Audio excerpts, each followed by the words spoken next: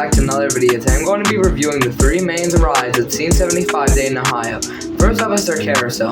This is a pretty simple carousel, and it doesn't go fast by any means. It's a pretty average carousel you see at many other parks. I don't think it's as good as the one at Kings Island. It's just a fun little ride for kids, and I would give it like a 5 to 6 out of 10.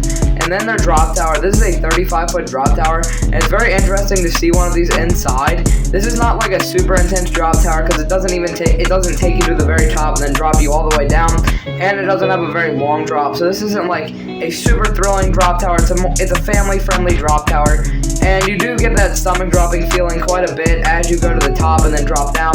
I mean, it's a fun little ride. I rode it like, I think 3 times. It's an enjoyable ride, not really my type of ride because I'm not a huge fan of drop towers, and this is one of the least thrilling drop towers I've ever been on, which was expected going into it, and I really just came here for the experience and to get the drop tower and the roller coaster credit. And it was a fun little drop tower, nothing special though. But it is interesting to see one indoors at a family entertainment center. So I do think that's a cool touch for this Scene 75 in Dayton, Ohio. Now let's get to the main thing I want to review, and that's Tsunami, their FBF spinning coaster.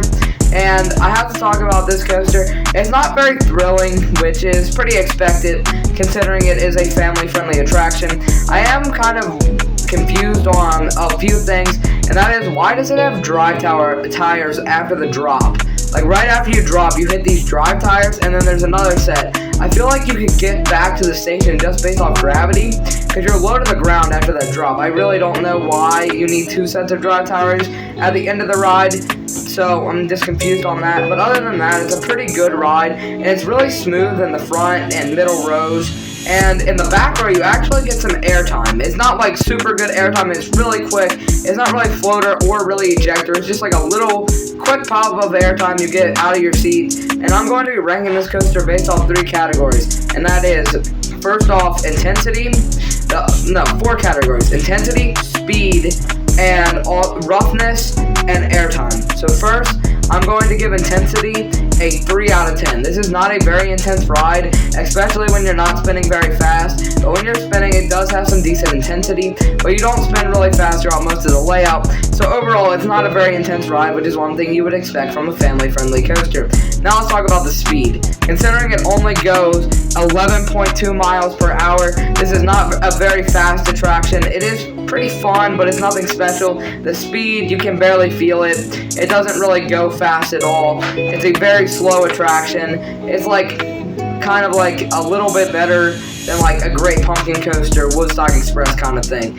And this ride only has a height of 20 feet, so that drop is not amazing. It only has a length of 393 feet, 0.7, which makes this ride a very short ride. Now we're going to talk about roughness.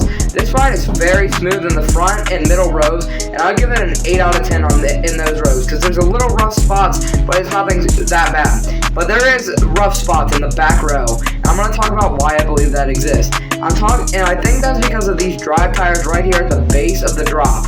I don't think they turn on till the middle cars, and I don't think they hit very hard on those middle cars. But in that back row, because you're picking up a bunch of speed because you're in the back and you kind of get pulled over that drop, that's why you get airtime, those drive tires hit hard. And I think that causes some of the roughness on this ride, and why I think it's way rougher in the back row. So for the back row, I'm going to be giving this ride a 5 out of 10 for roughness. It's not unbearable, but it's still not great. And overall, I'm going to give this ride a 5.5 out of 10. Bye, guys.